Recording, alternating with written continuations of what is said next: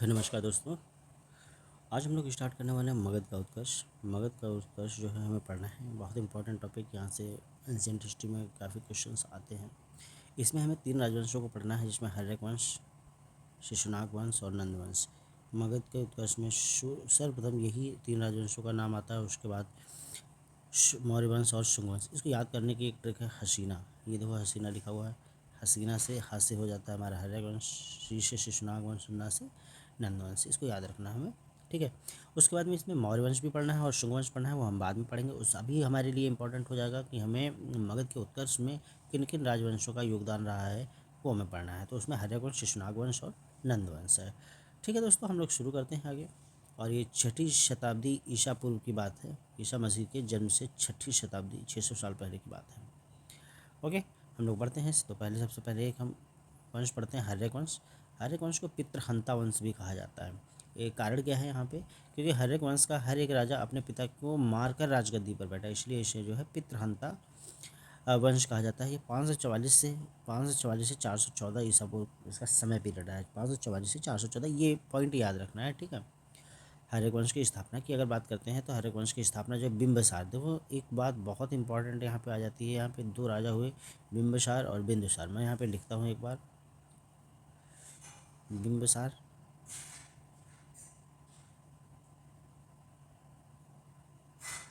और एक राजा हुए हैं बिंदुसार। कंफ्यूज नहीं होना है।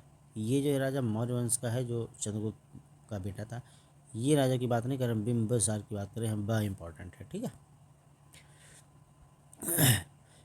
हर्यक वंश का संस्थापक कौन था? संस्थापक जो बिंबिसार था, इसने अपनी राजधानी जो है राजगृह को राजधानी में, राजगृह या गिरिव्रज को राजधानी बनाया था। ये पॉइंट इंपॉर्टेंट है, 2 क्वेश्चन यहाँ से हो जाते हैं। हर्यक वंश का संस्थापक कौन था? बिंबिसार।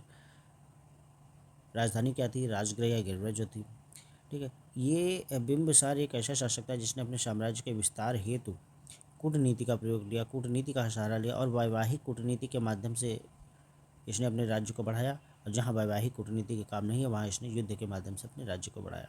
एक बहुत ही कुशल राजा था। इसने ऐसा कहा जाता है कि इसकी कुल 500 रानियाँ थीं। इसकी 500 रानियाँ थीं। इसका सोर्स भी है महावग जातक, एक कथा है, उसमें जो है ये सोर्स मिलता है। इन 500 रानियों में इसकी कुल 3 महत्वपूर्ण रानियाँ थीं। 3 महत्वपूर्ण रानियों में पहली रानी आती हैं कौशल नरेश की राजकुमारी महाकौशला, जो कि राजा प्रसेनजीत, कौशल नरेश राजा प्रसेनजीत की बहन थी। और इसके माध्यम से जो है बिंबिसार को काशी दहेज के रूप में मिल गया, काशी दहेज के रूप में प्राप्त हो गया था। तो अब काशी पर कब्जा हो गया। इसी तरीके से इनकी दूसरी महत्वपूर्ण रानी जो थी, रानी चेन्नम्मा थी, जो कि वज्र शासक जो है राजा चेटक की बहन थी, पुत्री थी, ठीक है। इस तरीके से क्या हुआ, वज्र के साथ भी इनके संबंध जो है बहुत अच्छे हो गए, क्योंकि वहाँ से शादी हो गई थी। इसी प्रकार इन्होंने जो मध्य प्रदेश के राजा जो थे, मध्य प्रदेश के राजा, उनकी भी बेटी जो मध्य राजकुमारी क्षेमा थी, उनसे भी शादी कर मध्य राज्य से भी इन्होंने जो है मध्य राज्य से भी अपने संबंध स्थापित किए। इस प्रकार बिंबिसार ने वैवाहिक संबंधों के माध्यम से अपनी राजनीतिक शक्ति का विस्तार किया। इसने एक बहुत ही, ये पॉइंट बहुत इंपॉर्टेंट है ये वाला, कि उसने एक राष्ट्रीय सेना बनाई। और यह राष्ट्रीय सेना जो थी सोपानवत क्रम में थी। इसीलिए इसे जो है श्रेणिक भी कहा गया। इसके बाद बिंदुसार ने अंग राज्य पर भी अपना आक्रमण किया और उससे वहाँ के अंग राज्य पर आक्रमण किया और वहाँ के राजा बृहदत्त को भी पराजित कर अपने राज्य में अंग को भी मिला लिया था। जो हमारा बिंबिसार शासक था, इसके बिंबिसार ने जो है अवंती के नरेश जो थे राजा चंद्रसेन महाप्रद्योत, एक बार उनको बीमारी हो गई पीलिया रोग की।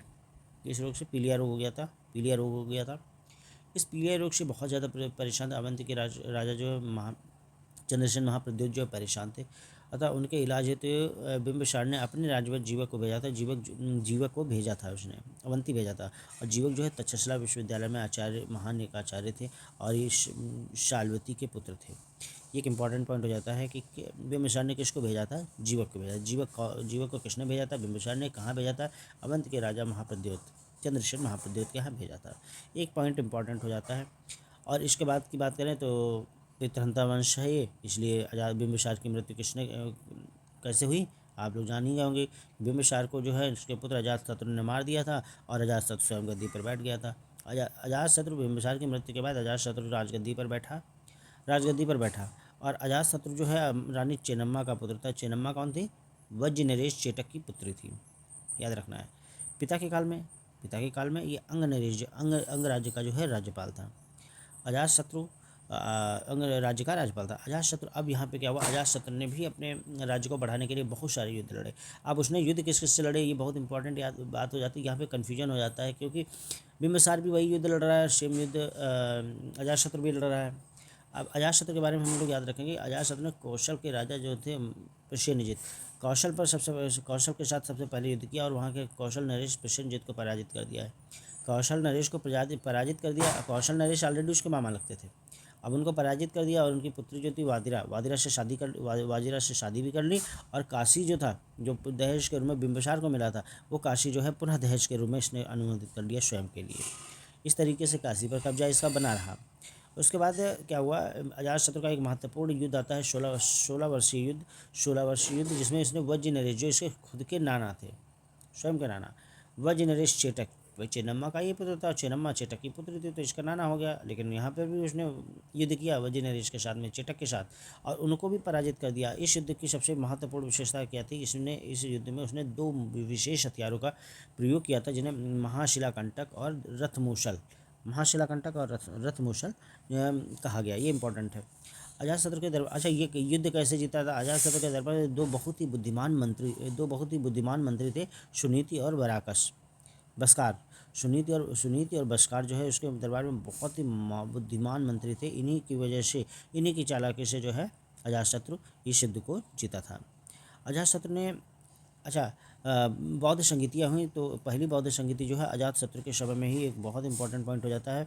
राजगृह की सप्तपर्णी गुफा में पहली बौद्ध संगीति का आयोजन हुआ था, जो उस समय राजा जो थे अजातशत्रु थे। और इस बौद्ध संगीति का जो अध्यक्ष था वो अध्यक्ष महाकश्यप थे। इस बौद्ध संगीत में हुआ क्या था कि 2 ग्रंथ लिखे गए, बौद्ध ग्रंथों का संकलन है, सुता पिटक और विनय पिटक। सुता पिटक बुद्ध के उपदेश हैं और विनय पिटक भिक्षुओं के लिए शिष्टाचार की बात कही गई है। अजातशत्रु की हत्या कर दी किसने? उसके पुत्र उदयन ने। और उदयन जो है राज्य की सिंहासन बैठा। अब देखो यहाँ पे महत्वपूर्ण पॉइंट, एक इम्पॉर्टेंट पॉइंट क्या हो जाता है, इम्पॉर्टेंट पॉइंट हो जाता है कि इसने जो अपनी राजधानी क्या, इसने पाटलिपुत्र शहर की स्थापना की। उदयन ने पाटलिपुत्र की स्थापना किसकी की? एक सेकंड, उदयन ने स्थापना की किसकी? स्थापना की पाटलिपुत्र की। उदयन ने पाटलिपुत्र की स्थापना की और पाटलिपुत्र को ही अपनी राजधानी बना लिया। पाटलिपुत्र एक ऐसा शहर था जो गंगा, सोम और पुनपुन नदी के तट पर बसा हुआ था और ये दुर्ग टीले जैसा था, बिल्कुल जलदुर्ग जैसी इसकी संरचना थी। ये एक इम्पॉर्टेंट पॉइंट है, कई बार पेपर में आया हुआ है विशेष के, याद रखना है इस बात को। संरचना थी। अच्छा, इसने क्या किया कि इसने अवंती के शासक जो थे चंद्रप्रद्योत की पुत्री वासव दत्ता से के साथ में इसने शादी की थी। अर्थात इससे प्रूफ होता है कि इसने जो है अवंती को भी अपने राज्य में मिला लिया होगा। उदयन एक इस वंश में उदयन ही एक अच्छा राजा हुआ। उसके बाद में अनेक राजा हुए, जैसे अनिरुद्ध हुआ, मुंडक हुआ, ज़्यादा शासन नहीं कर पाया। इस हर एक वंश का जो अंतिम शासक है, ये याद रखना है, नागदशक था। नागदशक की हत्या कर जो है फिर नए राजवंश की स्थापना होती है, वो शिशुनाग वंश कहलाता है। अच्छा, एक इम्पॉर्टेंट पॉइंट यहाँ पे आ जाता है कि जो ये उदयन की शादी अवंती शासक चंद्रप्रद्योत की पुत्री वासव दत्ता के साथ हुई थी। तो वासव दत्ता और उदयन संवाद जो है महाकवि भास के द्वारा लिखा गया एक महाकाव्य है। ठीक है, याद रखना है इस बात को। ठीक है, अब हम लोग बढ़ते हैं शिशुनाग वंश की तरफ। शिशुनाग वंश जो है, इसे नागवंश भी कहा जाता है, नागकुल भी कहा जाता है। ठीक है, शिशुनाग वंश की स्थापना, इस वंश का शासनकाल अगर बात करें, देखो 412 से 344, 412 से 344 वर्ष रहता है। 412 से 344 वर्ष। हर एक वंश का क्या था? 544 से 312, सॉरी एक मिनट देख लेते हैं, 544 से 412 था, 544 से 412। और इसका क्या है?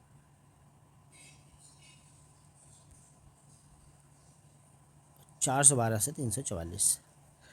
344, देखो याद रखना है, 544 से 412, 412 से 344 ईसा पूर्व तक है, ठीक है। नागवंश की स्थापना शिशुनाग के द्वारा हुई। इसने शिशुनाग ने नागदशक की हत्या कर दी। शिशुनाग जो है नागदशक के यहाँ सेनापति था। उसके नागदशक की हत्या कर शिशुनाग वंश की स्थापना इसने की थी। शिशुनाग ने अपनी राजधानी जो है राजगृह के बने थे, वो उदयन के समय में राजधानी क्या थी, पाटलिपुत्र। लेकिन शिशुनाग जब नागदशक की हत्या कर दी और गद्दी पर बैठा तो इसने फिर से अपनी राजधानी कहाँ बना दी, राजगृह बनाई। अच्छा, इसने एक और राजधानी बनाई थी, वैशाली को भी अपनी राजधानी बना दिया था। तो इसके समय में शिशुनाग वंश के समय में 2 राजधानियाँ थी, वैशाली और राजगृह। शिशुनाग ने अवंती के राजा शिशुनाग, ये इंपॉर्टेंट पॉइंट है, शिशुनाग ने अवंती के राजा अवंतीवर्धन को पराजित कर दिया तथा अवंती इस पर कब्जा कर। और जब अवंती पर कब्जा किया तो उसमें वत्स पर अवंती का आधिपत्य था, इसलिए वत्स को पहले से ही वत्स पर भी इसका अधिकार हो गया था, क्योंकि वत्स को अवंती ने पहले ही जीत रखा था। याद रखना इस पॉइंट को है, ठीक है। ये शिशुनाग का जो उत्तराधिकारी था वो कालाशोक था। कालाशोक को काकवड़ भी कहा जाता है। इसने अपने पिता की हत्या कर दी, शिशुनाग का उत्तराधिकारी था और पिता की हत्या की और राजगद्दी पर बैठ गया। अब कालाशोक ने अपनी राजधानी पाटलिपुत्र पुनः स्थापित कर दी। ये बहुत इंपॉर्टेंट कन्फ्यूजिंग पॉइंट रहेगा इस टॉपिक पे कि राजधानी और किस क्षेत्र पर किसका अधिकार था, किसने आक्रमण की। इसमें बस यही एक इम्पॉर्टेंट है जो हमें याद रखना है, ठीक है। अभी एक बार फिर समराइज़ कर देंगे इसके बाद में कैसे क्या हुआ। तो जो कालाशोक है, कालाशोक शिशुनाग के बाद में कालाशोक जो है गद्दी पर बैठा और इसने अपनी राजधानी पाटलिपुत्र स्थापित की। द्वितीय बौद्ध संगीति, एक इंपॉर्टेंट है, द्वितीय बौद्ध संगीति वैशाली में जिसका आयोजन हुआ है। इसकी अध्यक्षता सर्वकामिनी या शुभकामी या सर्वकामी, जो भी आप कह लो, तीनों नाम एक ही है, इनके द्वारा की गई। इसमें क्या हुआ था, इसमें बौद्ध धर्म जो है महासंघिक और स्थिरवादी में परिवर्तित हो गया था। नंद और इस नागवंश का अंतिम शासक जो है महानंदिन था। इसके पश्चात नंदवंश की स्थापना होती है। मगध में नंदवंश की स्थापना होती है। और नंदवंश जो है, नंदवंशीय राजा जितने भी राजा हुए सभी जो है जैन धर्म को मानने वाले थे। और नंदवंश का शासन पीरियड जो है 344 से 323, बहुत शॉर्ट पीरियड के लिए इस वंश का समय पीरियड आया, ठीक है। इसमें 9 शासक हुए, सभी 9 शासक जो है जैन धर्म को मानने वाले थे। इसकी स्थापना जब महापद्म नंद ने की थी, इसे उग्रसेन भी कहा जाता है, ये याद रखना है पॉइंट, ठीक। इसे क्या कहा जाता है, उग्रसेन भी कहा जाता है। महापद्म नंद ने जो है नंदवंश की स्थापना की थी। उसने पाटलिपुत्र से शासन किया, अर्थात इनकी राजधानी पाटलिपुत्र ही रही होगी। पाटलिपुत्र से शासन किया। उसने एक हस्त सेना, एक बहुत ही विशाल हस्त सेना की एक टुकड़ी बनाई और इसी हस्त सेना के सहयोगी ने अपने चारों तरफ के सभी राजाओं को कुचल डाला और एक महान साम्राज्य की स्थापना की। इस वजह जब महान साम्राज्य की स्थापना की तो इसने बहुत बड़ी बड़ी उपाधियां धारण की, जैसे महापदमपति, एकरात्र, सर्वछत्रांतक और अपरो। ये 3 बहुत इंपॉर्टेंट है, इनको याद रखना, बिल्कुल रट लो। एकरात्र, सर्वछत्रांतक और अपरो परशुराम की उपाधियां धारण की। जब महापद्म नंद था, इसने उड़ीसा पर हमला किया। और वहाँ के शासक मेघवाहन वंश के राजा जो नंद थे उनको पराजित कर दिया। महापद्म नंद ने उड़ीसा पर जब आक्रमण किया और मेघवाहन वंश के शासक राजा नंद को पराजित कर दिया तो उड़ीसा में कलिंग क्षेत्र में उसने एक भारतवर्ष नामक नहर का निर्माण कराया था, जिसका उल्लेख जो है खारवेल के हाथी गुम्फा अभिलेख में मिलता है। सॉरी, भारतवर्ष नहर का निर्माण कराया था। और वह जब उसने कलिंग पे आक्रमण किया तो वहाँ एक जिन की मूर्ति थी, बहुत ही प्रसिद्ध जिन की मूर्ति थी, वह जो है कलिंग से पटना को उठा लाया था। अब यहाँ पे एक नोट आता है कि उस समय मगध के उत्कर्ष के समय चारों दिशाओं में जो राजा थे उन्हें क्या क्या कहते थे, ठीक है, उनके क्या क्या नाम हुआ करते थे और राज्य क्या थी, दिशाएं क्या थी। जैसे उत्तर की बात करें, नॉर्थ में विराट था, क्या था, विराट को वैराज्य, एक मिनट,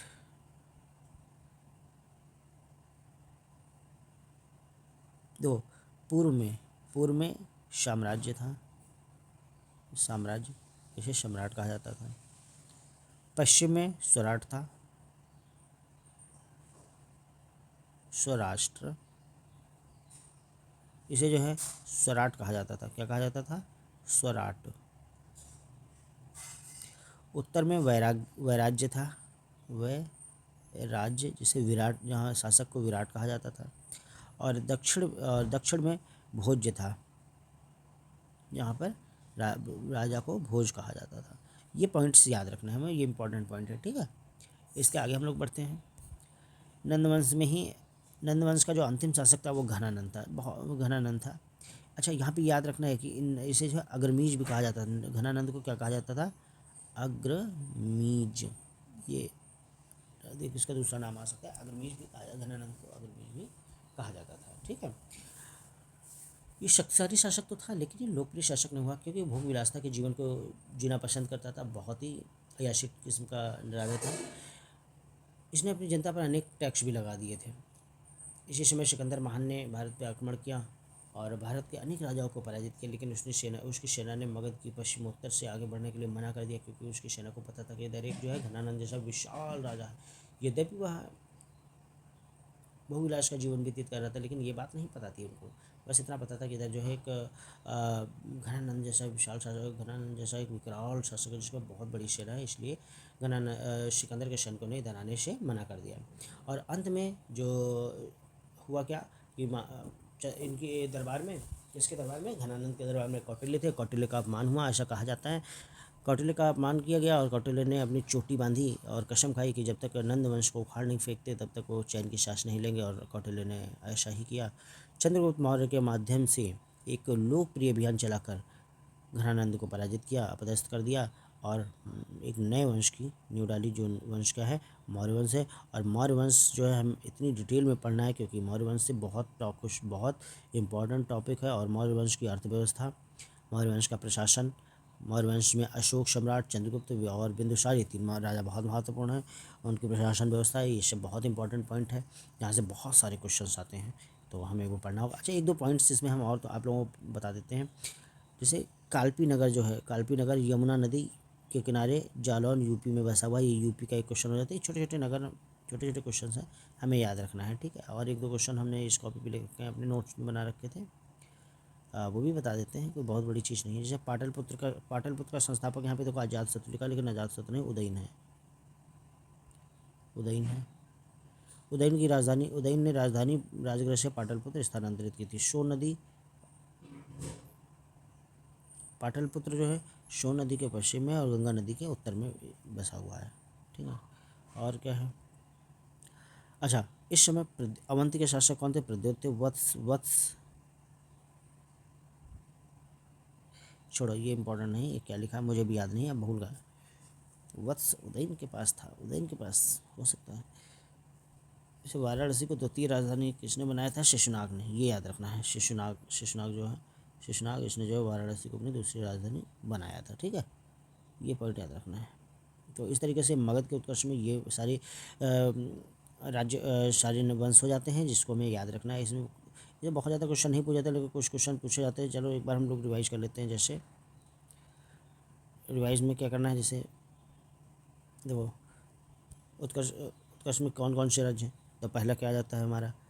हर्यक वंश, हर्यक हो गया, फिर हसीना, फिर शिशुनाग हो गया, फिर हसीना न से नागवंश। ये तीन वंश हमें याद रखने हैं। फिर इसके बाद क्या हमें पढ़ना है इसमें? हर्यक वंश। हर्यक वंश, अगर हम हर्यक वंश की बात करें, हर्यक वंश तो इसकी स्थापना किसने की थी? बिंबिसार। बिंबिसार बिंबिसार ने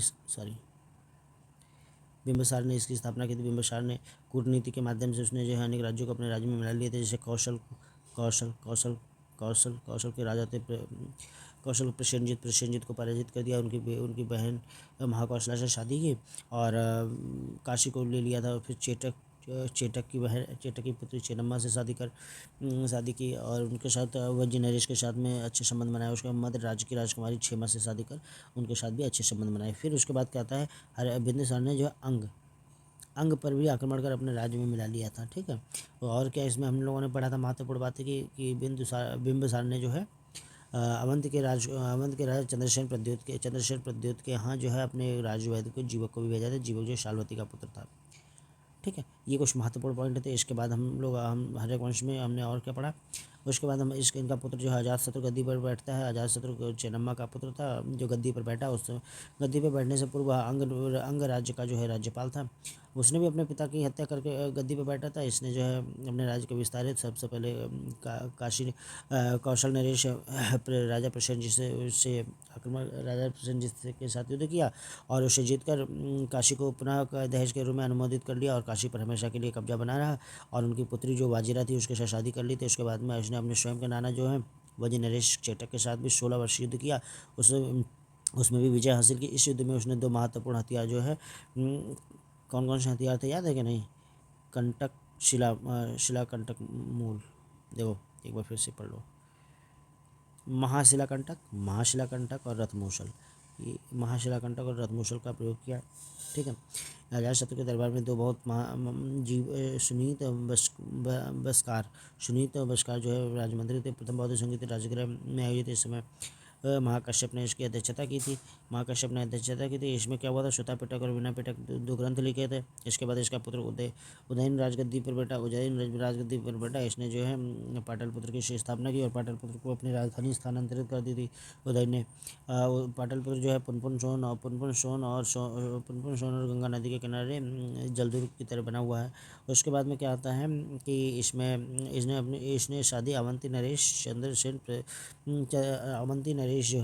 अवंती नरेश की पुत्री चंद्रप्रद्योत की पुत्री वासव दत्ता के साथ में की थी। वासव दत्ता उदयन संवाद महाकवि भाष के द्वारा लिखा गया है। इस वंश का अंतिम शासक की बात करें तो नागदशक है, ये हमारा इसका है। उसके बाद अगर हम करें शेषनाग वंश की 412 से 344 ईसा पूर्व की बात है। शिशुपाल जो है नागदशक के यहाँ सेनापति था। उसने नागदशक की हत्या की और जो है स्वयं राजगद्दी पर बैठा। इसने अपनी राजधानी जो है राजगृह या गिरिव्रज को बनाया था। द्वितीय राजधानी इसकी वैशाली थी। ये पॉइंट इंपॉर्टेंट है, देखो जैसे ही बिल्कुल अगर सुनोगे 2-4 बार तो याद हो जाएगा। लिखो सुनो, जितना लिखोगे सुनोगे याद रहेगा। ठीक है, और प्रैक्टिस करोगे। तो हमने भी इसको अभी लिखा था, फिर अभी पढ़ा, फिर आपको पढ़ा रहे हैं। अभी ये वीडियो बन जाएगी तो 2-3 बार हम भी सुनेंगे। ठीक है। उसके बाद में क्या शेषनाग ने अवंती के राजा, ये इंपॉर्टेंट है, शेषनाग ने किस पर आक्रमण किया था, अवंती के राजा जो थे अवंती वर्धन को पराजित कर अवंती पर शासन किया। अवंती को अपने राज्य में मिला लिया था। उस समय अवंती का कब्जा था वत्स पर, इसलिए वत्स भी इनके राज्य क्षेत्र में आ गया था। कालाशोक इनका उत्तराधिकारी था, जिसे काकवाड़ भी कहा जाता है। इसके समय में द्वितीय बौद्ध संगीति का आयोजन हुआ। द्वितीय बौद्ध संगीति की अध्यक्षता स्वरूपकामिनी ने की थी। इस समय जो बौद्ध धर्म है महासंघिक और स्थिरवादी में चेंज हो गया था। अंतिम शासक जो है नागवंश का अंतिम शासक जो है महानंदीन है। इसके बाद जो है नंद वंश की स्थापना होती है और नंद वंश में कुल 9 शासक हुए हैं। सबसे छोटा पीरियड है 344 से 323 तक है। 323 के बाद मौर्य वंश आ जाता है। 9 शासक हुए नंद वंश में, 9 शासक हुए, इसलिए नवनंद भी कहा जाता है। और इसकी स्थापना महापद्म नंद ने की थी, जिसका नाम उग्रसेन है, जिसे उग्रसेन भी कहा जाता है। इसने जो है पाटलिपुत्र से शासन किया। संभवतः इसकी राजधानी पाटलिपुत्र ही रही। इसने एक विशाल हस्ती सेना का निर्माण किया था, जिसके फलस्वरूप हमने आसपास के चारों तरफ के सभी राज्यों को कुचल दिया उस सेना के माध्यम से और बड़ी बड़ी उपाधियां धारण की, जैसे महापद्मपति हो गया, एक रात्र हो गया, सर्वछत्रांतक हो गया, अपरो परशुराम। ये इंपॉर्टेंट पॉइंट्स हैं। अपरो परशुराम, सर्वछत्रांतक, एक रात्र, ये उपाधियाँ जो धारण की थी। ठीक है। महापद्म नंद ने उड़ीसा के जो मेघवाहन वंश के राजा थे राजा नंद को भी पराजित किया और वहाँ पे एक भारतवर्ष नामक, वहाँ कलिंग क्षेत्र में एक भारतवर्ष नामक नहर का निर्माण कराया था। भारतवर्ष नहर का जो वर्णन मिलता है हमें खारवेल के हाथी गुफा अभिलेख में मिलता है। Most important point. इसके अलावा कलिंग में ही जैन की एक प्रसिद्ध प्रतिमा थी, जिसे वह कलिंग से उठाकर पाटलिपुत्र ले आया था। इसके बाद में कोई राजा बहुत महत्वपूर्ण नहीं हुए। इस वंश का अंतिम शासक की बात करें तो घनानंद था, जो कि एक शक्तिशाली राजा तो था परंतु योग्य राजा नहीं था, प्रसिद्ध राजा नहीं था। इसके बाद बहुत अच्छी सेना थी, बहुत अच्छा धन था, सब कुछ था, लेकिन ये लालची प्रवृत्ति का व्यक्ति था। ये अपने धन को छुपा कर रखना चाहता था, इसलिए ज़्यादा ये बहुत कुछ नहीं कर पाया। और इसने अपनी जनता पर बहुत सारे टैक्स लगा दिए थे। इसका दूसरा एक नाम अग्रमीज आता है, जो इम्पोर्टेंट है। इसी के समय में सिकंदर महान जो है आक्रमण कर रहा था। अनेक राजाओं को इसने पराजित कर दिया, परंतु पश्चिमोत्तर की ओर आक्रमण करने से इसकी सेना ने मना कर दिया, क्योंकि इसकी सेना को पता था इधर जो है घनानंद का शासन है और घनानंद के पास बहुत शक्तिशाली सेना है। परंतु इसके राज्य में एक बहुत ही प्रसिद्ध आचार्य चाणक्य रहते थे, जिनका एक बार अपमान हुआ और उन्होंने कसम खाई कि जब तक इस वंश को नहीं उखाड़ देते हैं तब तक चैन की सांस नहीं लेंगे। उन्होंने चंद्रगुप्त मौर्य के साथ मिलकर एक कुशल अभियान चलाया, जिसमें घनानंद को पराजित किया और नंद वंश को समाप्त कर एक नए वंश की स्थापना की, जिसे मौर्य वंश कहा जाता है। इसको हम नेक्स्ट वीडियोज़ में पढ़ेंगे। अब यहाँ पे देखो कुछ पॉइंट याद रखने वाले हैं, जैसे अंग को मगध में किसने मिलाया, याद रखना है। अंग को मगध में किसने मिलाया था? अजातशत्रु, सॉरी बिंबिसार ने। याद है, अंग को मगध में किसने मिलाया? बिंबिसार ने। ठीक है। अवंती को किसने मिलाया? उदयन ने। और अवंती पर ही शासन किया किसने? शेषनाग ने भी। शेषनाग ने अवंती के शासक पे हमला किया था, उसे अपने राज्य में मिला दिया था, और अवंती का वत्स पर पहले से ही कब्जा था, तो वत्स भी उसके राज्य क्षेत्र में आ गया था। तो ये कुछ पॉइंट्स याद रखने हैं, ठीक है, जिससे हमें कोई कन्फ्यूजन ना हो और चीज़ें हमें याद रहें। बार बार रिवाइज करना है। वीडियो अगर अच्छी लगे, यूज़फुल है, तो आप इसको लाइक, सब्सक्राइब और शेयर ज़रूर करिएगा, ताकि हमारा भी मनोबल बढ़ता रहे। मिलते हैं नेक्स्ट वीडियो में, तब तक के लिए आप सबसे विदा चाहते हैं। धन्यवाद।